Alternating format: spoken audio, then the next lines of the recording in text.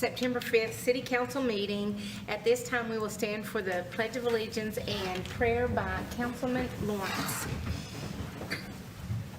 I pledge allegiance to the flag of the United States of America and to the republic for which it stands, one nation, under God, indivisible, with liberty and justice for all.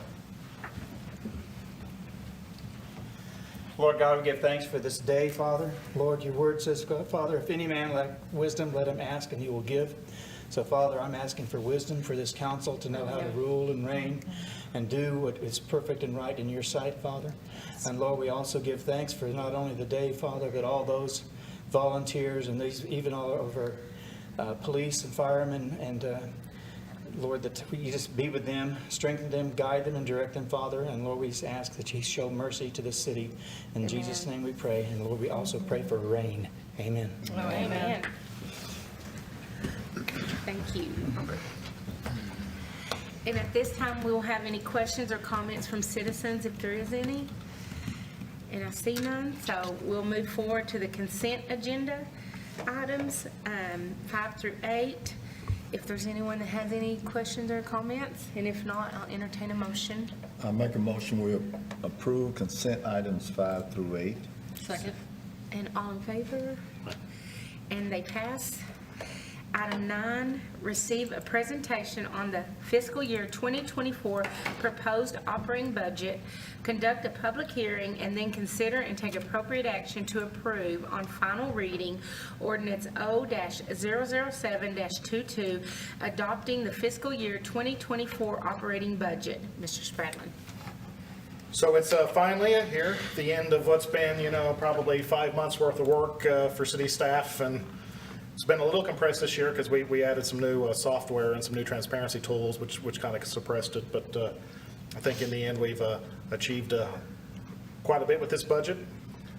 I did want to, as I've started out all of these in the last couple of meetings with tax rates and all that stuff, is just reinforce that we do have a ton of information out on the website. That's borgertx.gov, and that entire transparency center. This year, the budget has pretty much been made in a digital format that's made to be viewed on the web. That's borgertx.gov/budget. And I'm going to throw that up here on the screen for just a little bit so people can kind of see it. But if you got it, the entire budget is up here. Look at all the different sources of revenue, the overviews and all the stuff, or you can go straight to the funds and see where everything's at. So the chief's here, so we'll pick on police department, but you can go down to police department. And it lays out missions and their goals and objectives and what they've achieved last year. Then we go into their summary. So the police department's budget for next year is $4,323,429. That's an increase of $339,000. You can see their historical value. So you can see that all but 1 year here, they were under budget. So and even that 1 year they were just a little bit over. It wasn't very much. And I believe this chief would like to point out that was prior to his tenure, so. Absolutely. But these are for all the departments. You can kind of see how they performed. You can see where our budget is over the history. We've got the breakdown of their positions and personnel over that period. We've got the detailed organizational charts for each individual department. You've got expenditures and how they look up, how they break down. So in the police department, you've got 77.2% is personnel.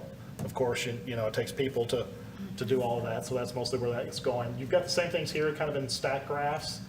Cool thing about these is you can change the views and the graph types depending on how you want to look at it and see, the trends over time.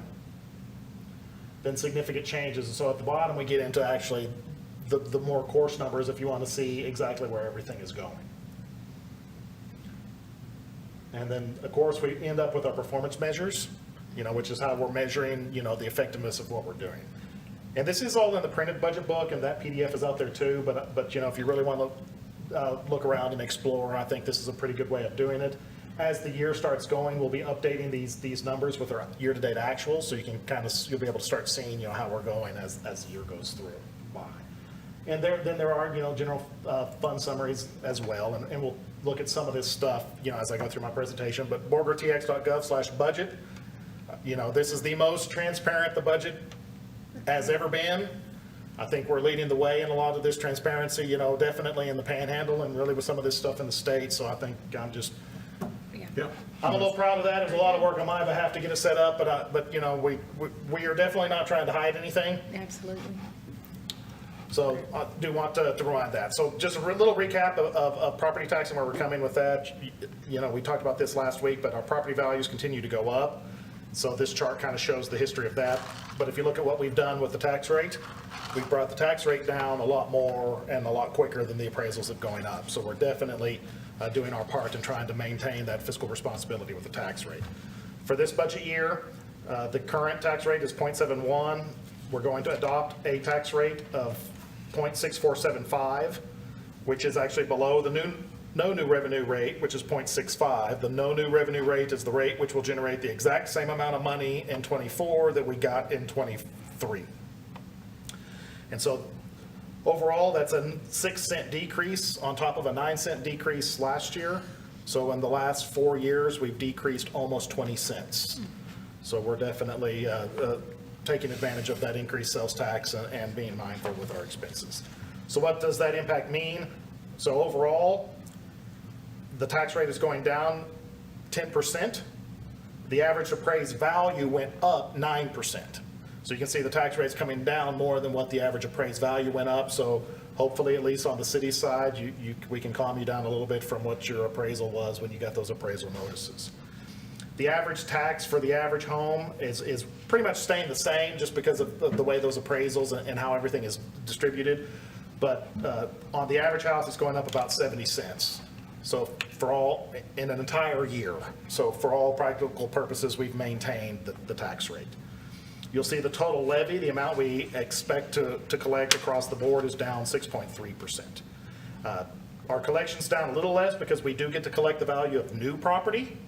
And so we did have almost $9 million of new property come onto the tax rolls for fiscal '24 that wasn't there before, so we get to collect that without penalizing what our no new revenue is. So that's why the tax rate is down more than what the total levy is, because there's new value in the levy. So when we look at revenue and what we're looking at, the general fund's revenue is planned to be $19,692,000. That's up 16.1%. If you go down to the bottom of that section, 38.4% of that is because we took over EMS service. And so there is an offsetting revenue to offset that EMS cost. We have a 3.6% decrease in property tax revenue, a 4.6% increase in sales tax revenue. Remember that sales tax does help us push down that tax rate. So shopping local and keeping your money here also helps your tax bill on your house. So keep that in mind, you know, depending on what you're buying. We're seeing a 6.41% increase in gross receipts tax. Those are our franchise fees. We get 3% of the electric bill and your gas bill. So of course, as electric rates and gas rates go up, so do the percentage we collect for allowing them to use our right-of-way. So if anybody's seen their electric bill lately, I don't think they're surprised that our percentage is going up, because your percentage probably went up. We do have a 15.5% increase in industrial district contracts this year. This was our 7-year renegotiation, so we've expanded and renegotiated those based on their newer property values. And so overall, that's a 16.1% increase. EMS fees are estimated at 1.1, just a little under 1.2. I will point out that as we talked about that, we're looking at covering pretty much about 98% of our cost. Our revenue collections are staying in track with what we had estimated. So if everything continues to go this, I actually think next year we might actually turn a little bit of a profit. I don't think it'll last that way, because we'll likely start looking at hiring maybe a transfer personnel to help staff some of the additional transfer trucks. But this has definitely been a good move for us. Instead of losing $675,000, we're looking at being able to hire more people or offsetting our other services by just a little bit. In the water sewer fund, we're looking at an 8.2% increase with total revenue of $13.9 million. That's a 1.3% increase in water sales, 16.4% increase in sewer charges. We'll talk about that when we talk about fees, but we're moving some of the revenue from water to the sewer fee when we talk about fees on the next slide. And we are seeing a 2% increase in industrial water sales, just as we continue to kind of creep that budget up to closer to what actual usage has been. We've been doing that over the last 4 or 5 years. significant fee changes. We've got a 50-cent increase in the solid waste fee to offset the landfill, and then the next slide, we're going to go into a little depth into the other fee changes. So that increase in solid waste takes the monthly solid waste fee on a residential account from $27 a month to $27.50 a month. We've raised 50 cents for each of the last 4 years. That's tied to our contract with Pampa as the landfill rates continue to go up. The tipping fee, that's what you pay per ton at the scale house, at the transfer station, if you're not taking advantage of your 1,000 free pounds of extra residential waste per month. It's going from $52 to $52.50. The sewer minimum is going from $16.50 to $18.75 a month. If you recall, the rate study that we completed in 2022 found the sewer side to be underfunded. So we were over collecting water and under collecting sewer. A lot of that's related to a lot of the maintenance we're having to do on the sewer side. But to help offset that, the water consumption rate is going down from $3.05 to $2.95 per thousand. There's also some changes in the minimum rates for water. So while the monthly rate for sewer is going from $16.50 to $18.75, 80% of our customers are on a 3/4-inch meter for water, and so their water base rate's decreasing from $16.50 to $14 a month. And then you can kind of see the sliding scale there. We also have budgeted an increase in the transportation user fee that's been funding all the additional road work. We can only do that once every 3 years, so this is the first time in 3 years that it's gone up. So we've had 3 steady years of rates. Residential customers will be going from $6 to $8 a month.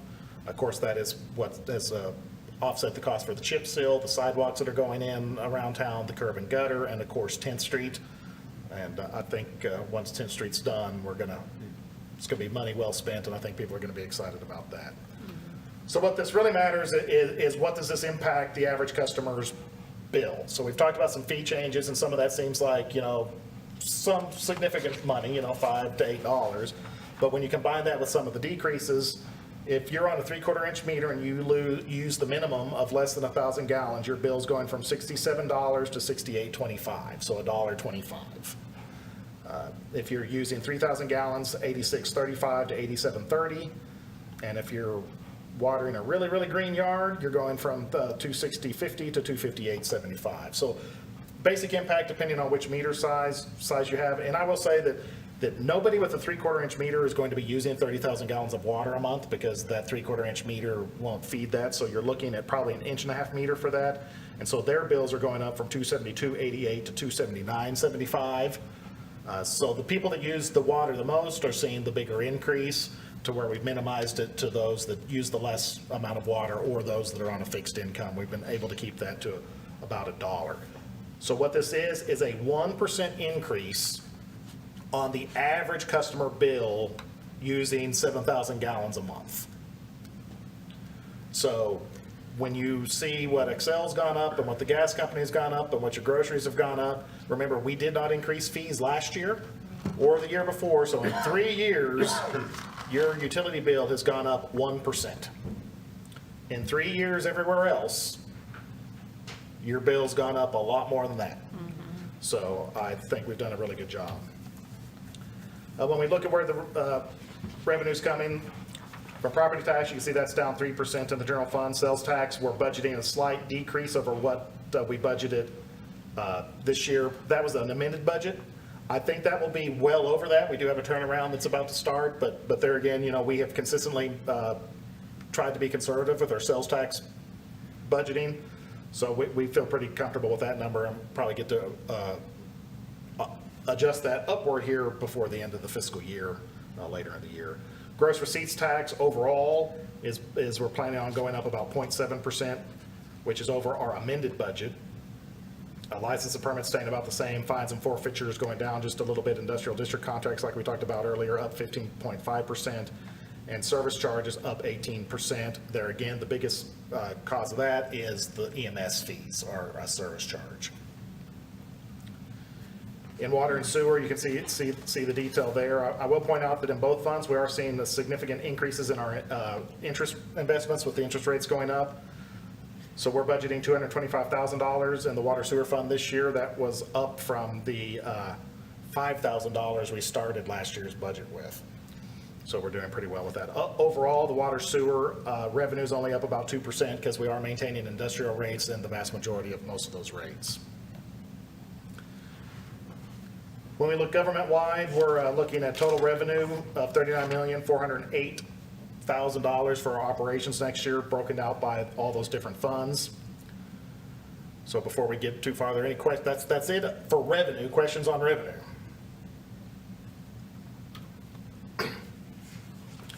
When we talk about expenditures, we're seeing a 12% increase of $19,524,000. There again, the single largest expense of that is EMS.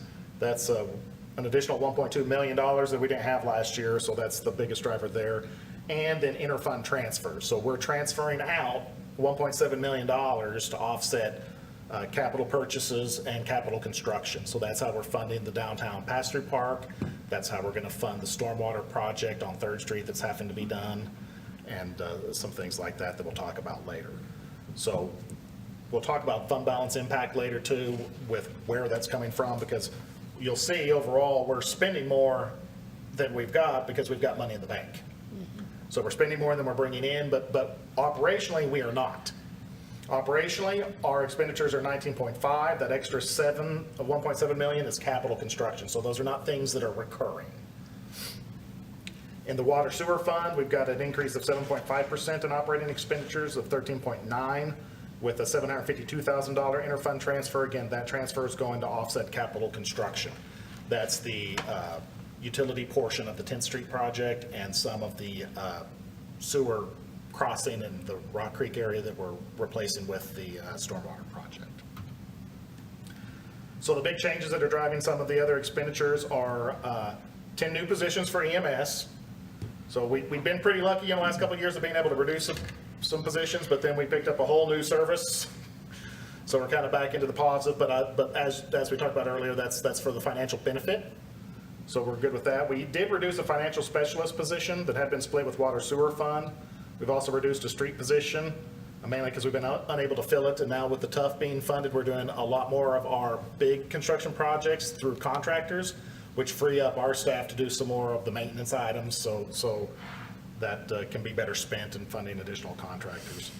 We are again increasing 5% in code enforcement part-time expenses as we continue to schedule more regular alley cleanup crew and those part-time to go with that. We did add back a dispatch position to alleviate overtime expenses. We had reduced a position to put them on 12-hour shifts. We thought that would work, and they were kind of amenable to that. We found that not to be the case, so they've gone back to a 40-hour work week. To put dispatchers on a 12-hour shift, there was mandatory overtime. So to offset that, we reduced the position to help pay for the overtime. So now going back to a fixed position, the overtime's going away, which goes back into funding the additional position. So financially, it's not that big of an impact. And then, of course, earlier we approved the additional SRO for the school district, which is that 5th SRO position, and so we did get that funded. In water sewer fund, one of the bigger changes is the finance director has moved from utility billing, is now split in the accounting department between water sewer and general fund. I think it just makes sense that the finance director's in the accounting department. Generally, they've been in water sewer because they were the water or the utility billing supervisor, so that's just kind of where they fit. But I think that was kind of inflated. It wasn't accurately telling us where our costs were, so we moved that. Money-wise, it wasn't an impact, but it's just how you see it in the budget is different. And then again, the water sewer lost the other half of that financial position that we reduced. In the compensation program, this budget does include a 4% cost of living adjustment across all pay grades. It includes a 1.5% increase in our TMS contribution rate. You know, the employee rate always stays the same, but depending on the evaluations, the market returns each year, how much we provide changes. We match 2-to-1 of 7%, so in theory, our rate should be 14%. Last year it was 13.9 because the stock market had performed so well that it pushed our rate down. Of course, if you've been in the market in the last 12 months, it's not done quite as well as it had done the previous 12 months. So of course, this year, our contribution rate is driving up just a little bit to offset some of that. Overall, we're still doing really well. This year's contribution rate's just that 15.9%, so it's just offsetting that money we save for a year. But our retirement is still funded over 90%. So this is not a retirement issue like you hear in all the news, especially up in the eastern portions. Our retirement is secure. We do not have a big liability. There's no big debt we're going to have to take out to make sure that when our employees retire, there's money. It is, I think this year, like close to 94% funded, which is really, really good. We have also budgeted a 16% increase for health insurance costs. Now, we've talked about in some work sessions before, that is out to bid right now, and we do anticipate that coming in lower. The 16% was based on what our current health provider had estimated our increases would be. And even finding out from them, now that it's out to bid, they can use 2 years of history instead of 5 years of history for our rate. So even from our current carrier, we're likely to get a better rate. The consultant we're using to help us with that is anticipating somewhere between 5 and 7% increase instead of 16%. So we do have a little bit of cushion going into the budget too, depending on what those health insurance returns at. So overall, our full-time position count increased by 10 from 173 to 183. And all of that is related to EMS. So all of our other position changes washed, so. When we look at those expenditures and by general fund, you can see overall they're up 12.9%. That non-departmental, that's the transfer out for capital projects. General administration is down 14.1%, while public safety is up 14%. Of course, a good chunk of that is EMS. Culture and recreation up 14.9%. Some of that's capital projects as we start working through the swimming pool project, and then public works up 10.2%. Water sewer overall is up 11.4%. You can see there the non-departmental transfer out for capital projects is of $752,000, and then by each department there. Most of that is, if you look at the reserve account section, going from 6.8 to 7.4, that's where we fund debt payment and capital improvement projects. There's $1 million of capital improvement in the water sewer fund in that reserve account section this year. So government-wide, when we look at it all, that's $50,018,000 is our total expenses. That's up 2.8 from last year. That's not completely accurate, because last year we budgeted 48.6, but some of the projects didn't get finished. So you can see that we're projecting final expenses of 39.4. So some of that's carrying over. You know, we budgeted for 2 years now to drill 2 more water wells at almost $3 million. We have finally found water.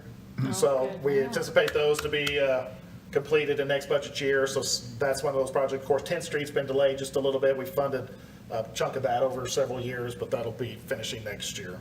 So when we get to the fund balance sheet, that'll make sense. So when you look at that overall, the general fund, government services is about 42.6% of our operating expenditures, enterprise fund 29.3%, capital improvements 18.2%. I point that out because, you know, those are capital construction projects that we're not obligated to every year. So that worst case happens or something bad happens, you know, those are things we can always delay or reduce, or, you know, we never want to do with them completely, because you're not helping yourself if you don't keep things up. But when we talk about that, that's where a lot of those chunks is. And then, of course, you see economic development is in here now. You're seeing that a little differently than you have in the past, since the EDC is now part of the city fund structure. We started that last year. If you look at it by function, you can see that in general government, that public safety is still our biggest category at 25.5%. Overall, water sewer is the biggest government-wide of 28%, but outside of that, public safety is our biggest thing. Now, when we talk about, we talked about all those capital projects and transfers, and it looks like we're spending more money than we have. Well, if you look at this, that's because we've made a lot more than we've had over the last several years. So since 2019, our actual revenue has been greater than our actual expenditures in each of the last 5 years. So in the general fund, what this chart shows you is that our cash balance, cash in the bank, has slowly increased. So right now we're looking at a little over $7 million of cash in the bank. Our reserve requirement, what we are required to keep in reserve by the council to mitigate, you know, emergencies and things like that, is $4.9 million. So you can see that we're well above that $4.9 million threshold, which allows us to invest in capital without taking out debt. when we look at the water sewer fund, you kind of see the same trend. Now, you will see a decrease in fiscal '22 from '21, because if you remember, we budgeted a big transfer then to pay for the water wells.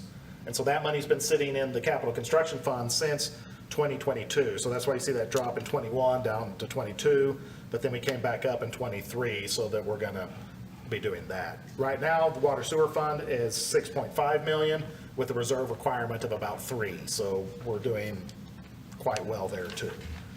So when we look at that overall, the beginning fund balance is $24,400,000. By the time we spend that down, we're still going to be $13.8 million in the bank. Our reserve requirement is $9 million. So keep in mind that if we didn't spend this money, we'd still need to complete those projects. So the other alternative would be to take out debt, pay interest, and pay it over time. So this is allowing us to reduce costs, especially with while we're enjoying increased interest returns on our savings, we could also be enjoying those increased interest returns on debt, and the other way. But there again, at the bottom of this slide, you can see what our reserve requirements are. So as budgeted, if we spend on budget and spend 100% of what we expect, we'll end $576,000 over our required reserve amount. And in the water sewer fund, we anticipate ending $1.9 million over our required reserve amount. So we're still trying to take a fiscally conservative look at that. You know, we're not spending 100%, we're not budgeting to spend 100% of what we've got available. So we do have cushion should something happen or something come up. We're looking at some increased capital costs with some of the vehicles and stuff that are coming in, but we should be good. Don't forget that, like I said earlier, we've already budgeted more for health insurance than we anticipate, so we probably already have a surplus going into next budget year. And as always, this budget anticipates being at 100% staff. We are not at 100% staff now, and I do not anticipate us being at 100% staff next year, but we want to be able to if we actually have positions available. We are making a dent in that slowly. But so overall, we're still in really good shape. That'll give us some balance and some fun balance to switch over as we work through the Johnson Park swimming pool project next year as well too. So I kind of want to put some of this in perspective, so I did some comparisons. So when we look at these comparison cities, we're comparing, the next couple slides are going to compare us to Plainview, Andrews, Levelland, Saginaw, Taylor, Sweetwater, Dumas, Schertz, Stephenville, Hereford, Snyder, Uvalde, Pampa, Lockhart, and Perryton. So a little bit all over the state, but some, gets pretty good draw there. So just overall, so our population right now is actually finally up a smidge. Of course, hopefully as we get some housing and stuff, maybe we'll kind of reverse that trend, but we're looking at 12,612 with a daytime population of 13,387. So everybody knows more people work here than live here. So of course, we'd like to convert some of that into permanent population to help some of the other numbers. When you look at population by age group, we're pretty well distributed overall, really, comparatively, but that's always kind of something interesting to see. We have 4,118 households. So 50% of them are married. This is 0.2% lower than the state average, so we're pretty much right there with the state average. 28% of our households are singles, which is actually 10% above the average. Maybe we can put that to those single engineers just getting out of college. Haven't found anybody yet. Haven't figured out how to work that. Or lack of nightlife, I guess, is probably what they'd say. So when you look at that, you can see the median household income of $78,500, which has gone up. Overall, Borger has a higher owning rate than the rental rate for households, which is not always a bad thing, but that is also why sometimes you can't, they don't live here because there's not that high quality rental. So we'll work through that. As you look at the home value distribution, we're a little heavy on the low end there again because we haven't built homes, which we have some money budgeted in this budget to fix that with the Yucca Park and working with the EDC there. So now as we get into comparisons, our revenue is $22.3 million or $1,726 per capita. This is 10% higher than cities of our average size, so we're making more revenue cities. Of course, that's luckily because we do have that industrial base and that industrial's district contracts, but the higher sales tax. Our expenses are 20.8 million, or $1,600 per capita, which is 4% higher. So we make more, 10% more, but we only spend 4% more. So that's a good indication that we're being a little more efficient and mindful with where we spend our money. General sales tax, this is what we talked about, $338 per capita. This is 42% higher than cities in that comparison group. Our law enforcement expenditure is $299 per capita, which is 53% higher. Of course, this council in the past has, put a high priority on that when we added 3 new officers 5 years ago, plus the SROs that we support that a lot of other communities don't have. To put it in perspective, Pampa has 2 SROs. We have 5. That's probably changing, or they're going the Guardian program or something, but we're seeing that. So our property tax revenue is 9% higher than towns of similar size, 270, but this data is from 2017, so we have corrected that in the last couple of years. Fire is 63% more spent on fire than towns of our comparable size, and again, this community, and we've got a lot of hazards, and we've definitely prioritized fire service and fire mitigation to that. Yes. And because of that, we have that ISO 2, which compared to cities our size provides a 12% reduction in your property insurance rates. And believe it or not, our $1.3 million on park and recreation is 23% higher than towns of our size. So I kind of want to throw some of that in there so you can kind of see where we're at to other places. Sometimes yes, we want to focus on Borger, and that's what should matter most, but we also want to be mindful and see where we rate everybody else before we make true harsh comparisons. So let's talk about capital projects. Of course, we're funding $1.9 million of light-duty vehicles and equipment and regular maintenance capital projects this year in a multitude of departments. I'm not going to go through these line by line. They're kind of coming pretty regular. They're listed here on the slideshow, which is also available at borgertx.gov in the transparency section, or borgertx.gov/budget, which gives you all of this information. Same thing in water capital equipment. Now, I will talk about capital construction projects this budget is funding. So we are funding the continued construction of the 10th Street project, which, while we've talked about that, is going pretty well. They've got about another 4 weeks of utility replacement left, and then they'll start actually working on stabilizing base. The north side is anticipated to be completed by mid-December, and so we'll be looking at switching traffic patterns sometime around Christmas, probably after Christmas, assuming everything goes well. So we're still on track for most of the street being reopened by May. So the south side will go much quicker because there's no utility work, so it's just the concrete work. Then everything will get screwed up just a little bit because what they're doing now is just one course of asphalt, then they'll switch the traffic, and then they'll let everybody tear up the one course, and then they'll come in and they'll do all recoated in a final top coat and the final striping. We do have funding for the downtown pass-through park, which is where the building that we tore down earlier with the grant project, so we're working on designs of that. We have funding for the first phase of the Johnson Park Youth Center swimming pool enhancements. So the council approved a concept for that. We're working on planning right now, and we'll be excited to show the community a little bit more about that. But this coming summer will be the last summer in the swimming pool as you know it. So I guess we can kind of let that cat out of the bag just a little bit, so we're excited about that. We do have money scheduled for the second year of our city hall renovations. This year we got the budget replaced. Roof. In this budget, we got the roof replaced. You can tell I've been focusing on budget for way too long. But we did get the roof replaced, and we've been joking here lately. For those of us that have worked in City Hall for a while, I can definitely tell that there is 16 inches of insulation on this roof now because I shiver. Yeah, I know it's cold right now. Yeah. And that used to never be, normally we had Kathy and all the plan development with like 12 fans in there. Now if you go up and down that hallway, I don't think I see a single fan. Yeah. So the 45-year-old roof replacement has done well. So next year we're going to focus on bathrooms and probably entryway doors and some of the entryway out front.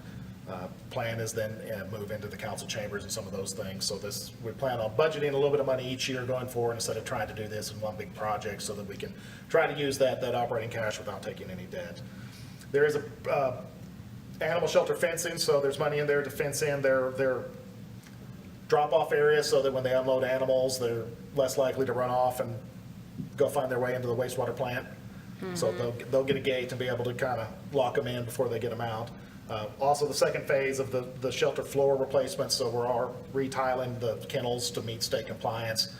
We tried to get away with some epoxy flooring, and that's just not lasting. It's just too hard, so we're going in and tiling that. And if you see the pictures in the budget, or if you've been by there, it makes a big difference. We are also replacing the tile floor at Cofield, at the Cofield Community Building this year, so that's still its original floor, and if you've been there, it is starting to get a little worn. That building's used. We do have bleachers for the Johnson Park Youth Center gym to replace those bleachers. You know, those date back to '06, and they are, the mechanics of them are starting to fail. So the rigid plastic looks pretty good, but it's pretty much taken the entire Parks Department to pull them out or put them back up, so. But we have gotten, you know, almost 20 years of use out of them, so that's not necessarily a bad thing. We are delaying the North Hughes splash pad, mainly because we moved up the Johnson Park Youth Center. But the Buena Vista splash pad the PO's been issued for that, and so that is going into Buena Vista Park here in the next month, so we will have that extra splash pad next year. Of course, we're still continuing to fund the chip seal project, the curb and gutter and the sidewalk projects.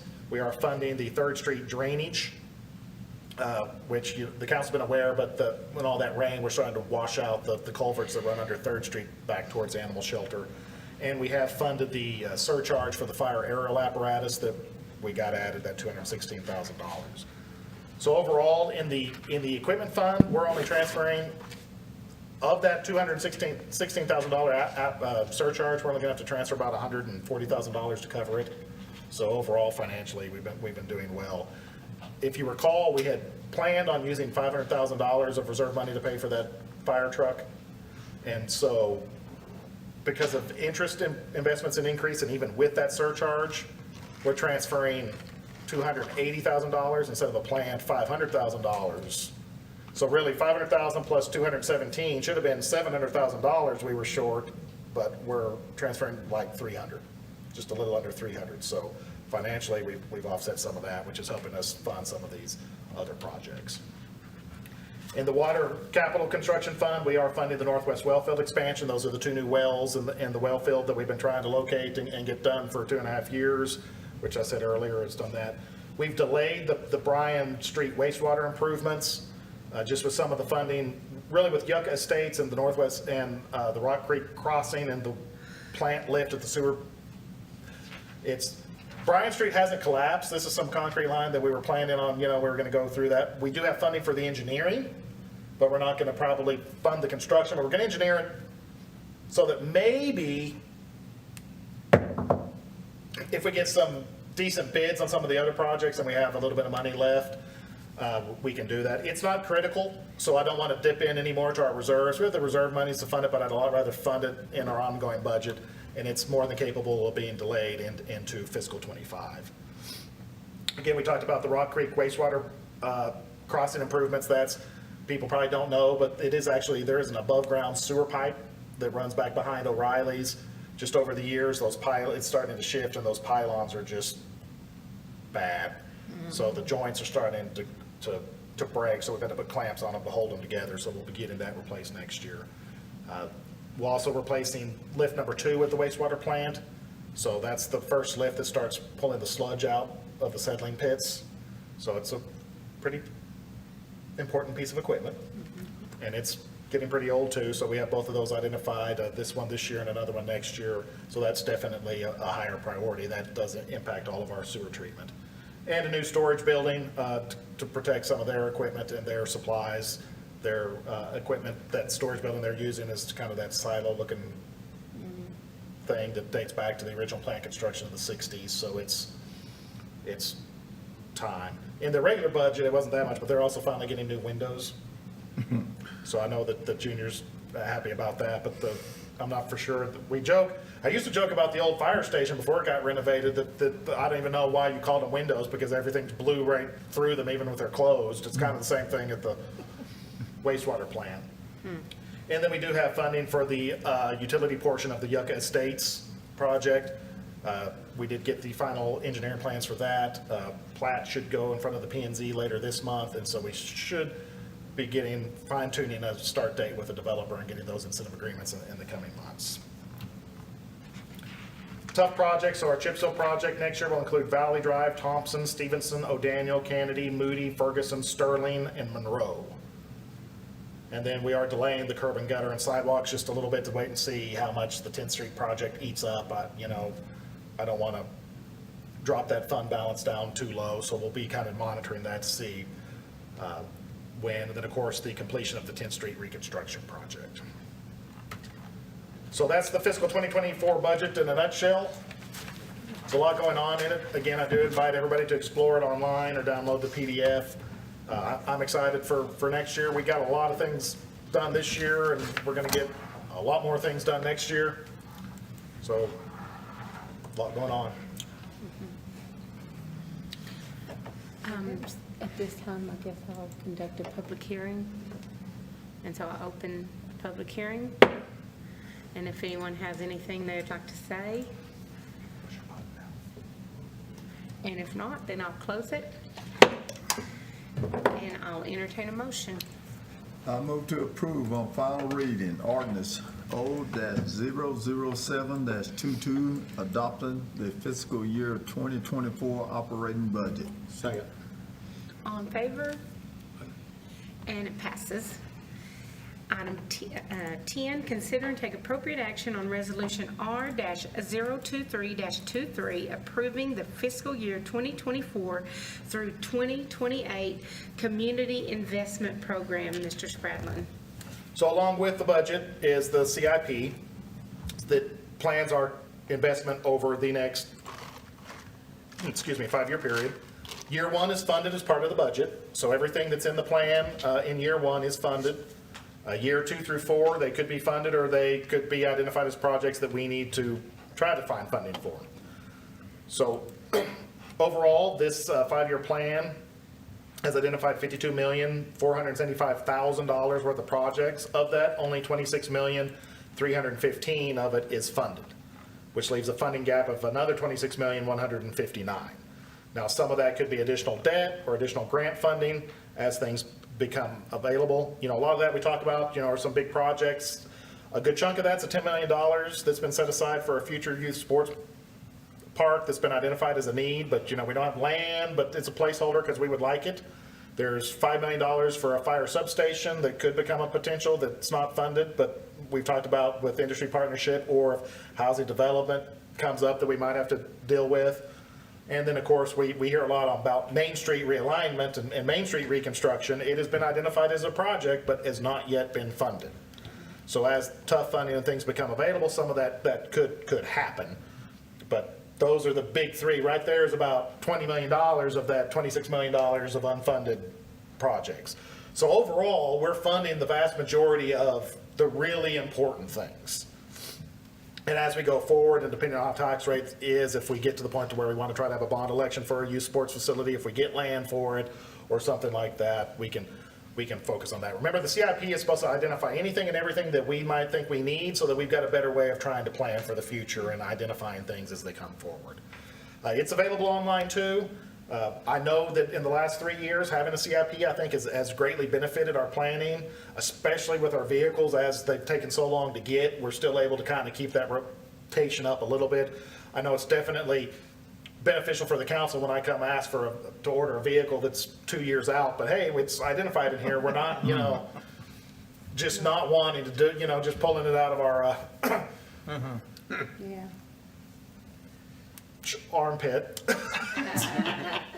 But, it is this is, like I said, it's all online if people want to see what we've got planned for the community, and we are making lots of investments, and I think people are finally starting to see, after so many years of planning, now that we're getting into the implementation stages of stuff like this, I mean, you can, if you're not seeing improvements in this community, you might not be getting out enough. If you're staying in Pampa. Excuse me. Yeah. Sure. It's a friendly rivalry. We'll get our harvesters. Other questions on the CIP or anything I can? Yeah. No. If not, then I'll entertain a motion. I move to approve Resolution R-023-23, approving the fiscal year 2024 through 2028 Community Investment Program. Second.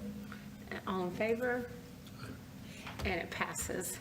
Item 11, consider and take appropriate action to approve on final reading ordinance O-006-23, adopting a combined tax rate of .6475 cents per $100 valuation for fiscal year 2024. Mr. Spradlin. I won't say too much. We covered this in the presentation and we covered it last week. Again, this is a tax decrease. Our current rate's .71.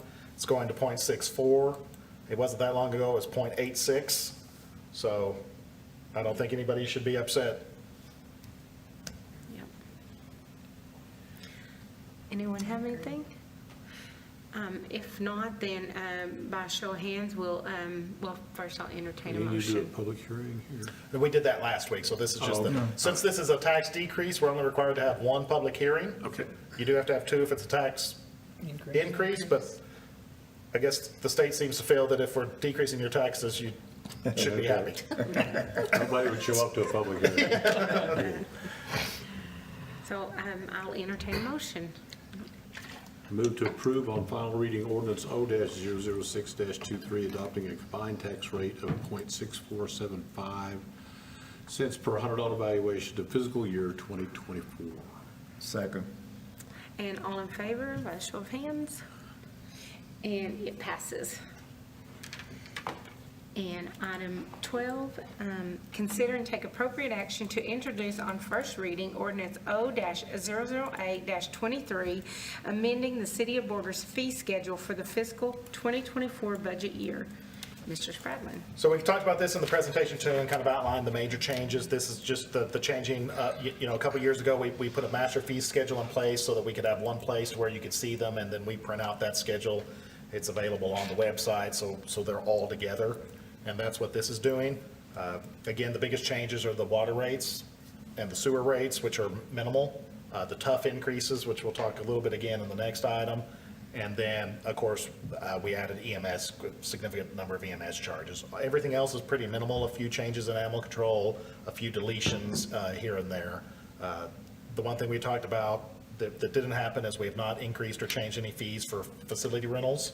So both Cofield, the Dome, and all of that is staying the same. So I think really this is a pretty good budget, being respectful of the added costs that our residents are facing elsewhere, to where we're not adding a bigger burden, much more of a bigger burden on them. Yes. Does anyone have anything? If No. not, then I'll entertain a motion. I move to introduce on first reading ordinance O-008-22, amending the City of Borger Code of Ordinances, Chapter 1, General Provision, Article 1-07, Fee Schedule. Second. All in favor? And it passes. Item 13, consider and take appropriate action to introduce on first reading ordinance O-009-23, reviewing and continuing Article 13.07, transportation user fee of the Code of Ordinance of the City of Borger. Mr. Spradlin.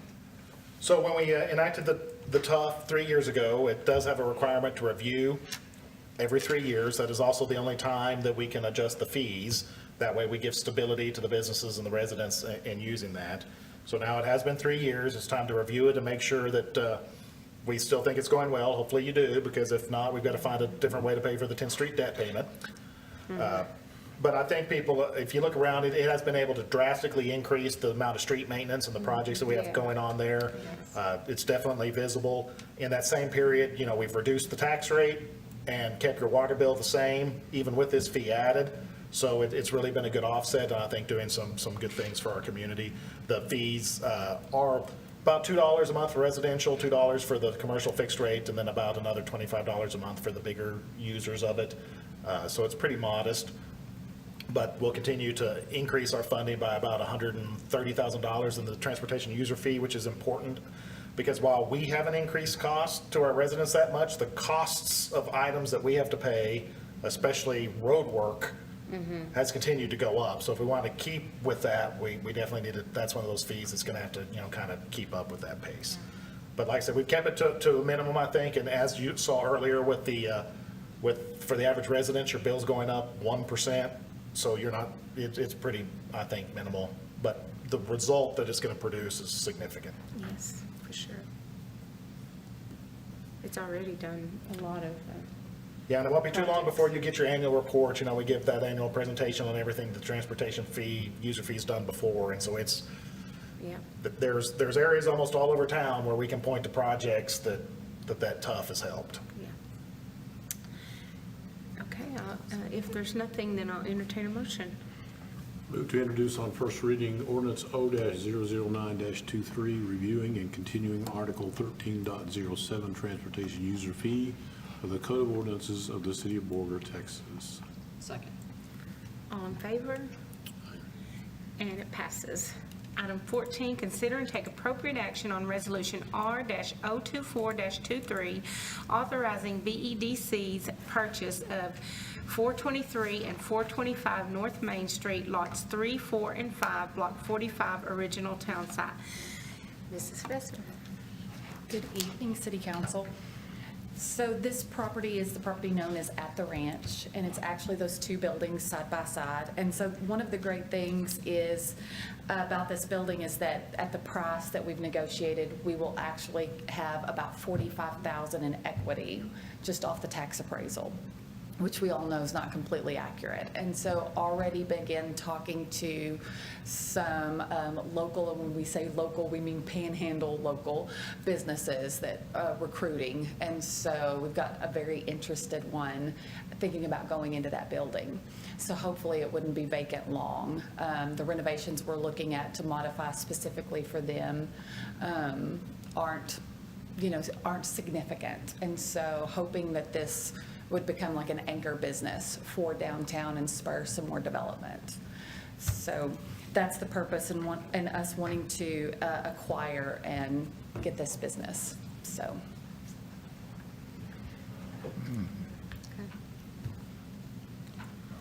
Anyone have anything? Yeah. Get somebody in there. Yeah. If not, then I'll entertain a motion. I move to approve Resolution R-024-23, authorizing BEDC's purchase of 423 and 425 North Main Street, lots 3, 4, and 5, Block 45, original town site. Second. All in favor? And it passes. Thank you, Thank ma'am. you. I'm your next one also. Yeah, you need, Item 15, receive and take appropriate action to approve Borger Inc.'s annual plan of work for fiscal year 2024. I'll just add real quick, because the process is a little different than it normally is, but you approve their budget with our budget. Since that is their bylaws still require them to present a plan of work that's normally presented with their budget, but since their budget is now presented with ours. Okay, perfect. And so you're going to see that one of the goals and objectives is a carryover, of course, with Yucca Estate. Since we didn't get it completed by the end of our last budget, we've carried some of that over in this plan of work.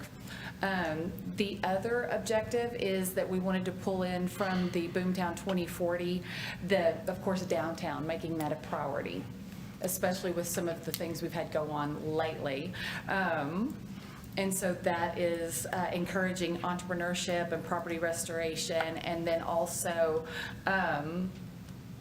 evaluating downtown and making sure that we want to keep it as the heart of the community physically, visually, and psychologically. And one of the things they've been talking about at a lot of our conferences is that businesses, even when they come into your town, that your main street in your downtown area is one of the guideposts that a business looks at. They said, if your downtown is vibrant and alive, then they say this is a city that's vibrant, alive, and growing.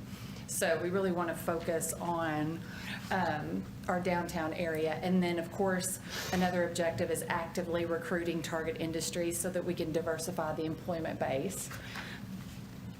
And, of course, maintaining business retention, expansion, workforce development, business attraction, perception and communication, and then representation and organizational management. And we've been kind of joking as we work throughout, been working closely with Deidre and Nicole, and people say, well, are you the city? Are you the EDC? And we're like, yes and no. And our goal is to kind of blur the lines so that nobody can tell who's doing what, but they just say, wow, Borger's doing a really great job.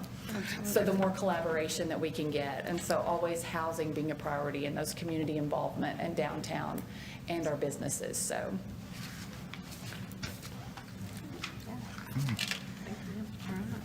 Does anyone have anything for? Nope. We're going in the right Just direction. say again, thank you. Thank you. EDC and their, I just went blank on the correct term.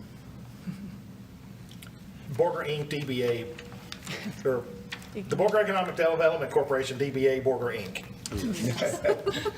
And those volunteers that work there and have devoted many years of time and effort and thought and listening and processing, we appreciate what they do. We've got amazing board support. They have done a great job They are. for the city. Thank you so much. Thank you, Amy. And at this time, I'll entertain a motion. I move to approve the fiscal year 2024 plan of work for Borger Inc., the Borger Economic Development Corporation. Second. And all in favor? And it passes. Item 16, consider and take appropriate action on Resolution R-025-23, declaring a 2012 Aquatech B10 sewer jet truck surplus property and authorizing the transfer to the city of Stinnett. Mr. Spradlin. So Stinnett does not have a sewer jet truck, which I know many of y'all are familiar with, how important it is to the operation of our sewer system, especially with concrete sewer lines and some of that stuff. So when Stinnett found out that we had a new one, they had inquired about what we were going to do with our old one. So I told them we planned on putting it out to auction, like we do with all of our surplus equipment, but that I had $100,000 of revenue budgeted. So they were interested in that. They budgeted the amount in their next budget year. I told them that we would consider transferring it to them if they could meet the revenue amount that we had budgeted, that, I can't give them a $100,000 piece of equipment, but they were willing to do that. So this ordinance just declares it as surplus and allows us to transfer it to Stinnett for that $100,000 price. There's a benefit to us with it staying in the county, if we would need it, or if ours breaks down or something, we would have that access to it. The previous sewer truck that we had, the previous Aquatech, this Aquatech that we're getting rid of replaced, did sell at auction for about $60,000 and went to Mexico. So we never got any additional benefit to it, but it will definitely benefit the city of Stinnett and their maintenance of their sewer system, and we're not losing any money on it. We might have made more on auction, but we might not have. And so this guarantees our budgeted revenue, and, we can be a neighborly at the same time. Yeah. Anyone have anything? If not, then I'll entertain a motion. I move to approve Resolution R-025-23, declaring a 2012 Aquatech B10 sewer jet truck surplus property and authorizing the transfer to the city of Stinnett. Second. All in favor? And it passes. And item number 17, consider and take appropriate action on Resolution R-026-23, declaring a vector control cold fogger surplus property and authorizing the transfer to the city of Fritch. So the city of Fritch, much like the city of Stinnett, has been having problems with their vector control fogger. So we had an older unit that was still mostly functioning, that we don't use that much. I talked to Jason and the street department about it. They were ready to get rid of it. So Fritch was interested in buying it because they were tired of trying to fix the one they've got or keep borrowing ours. So like that, this would just authorize the transfer of it with a sales price of $3,000, which Jason and I have discussed. It was what we agreed, the fair sell value of it is. It's been a long time since we've used it. Now, I will say, this gives me an opportunity, both to y'all and the public forum. We do spray for mosquitoes. Just because you haven't seen it doesn't mean that we don't do it. Right. Cold fog spraying only kills the mosquitoes that are in the air in the immediate vicinity of the fogging machine at that time. So if they have already laid their larvae, or their larvae are in standing water somewhere, all that larvae is eventually going to birth and be back in the air. So spraying is a temporary solution. And so, we still need everybody's, we talk about a lot here lately, that everything we do is a partnership with our community.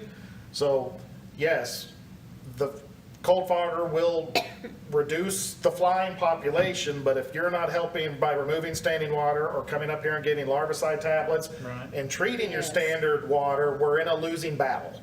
Right.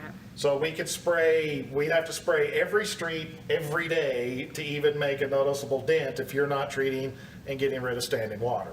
It's getting a little better now that unless Robert's prayer works.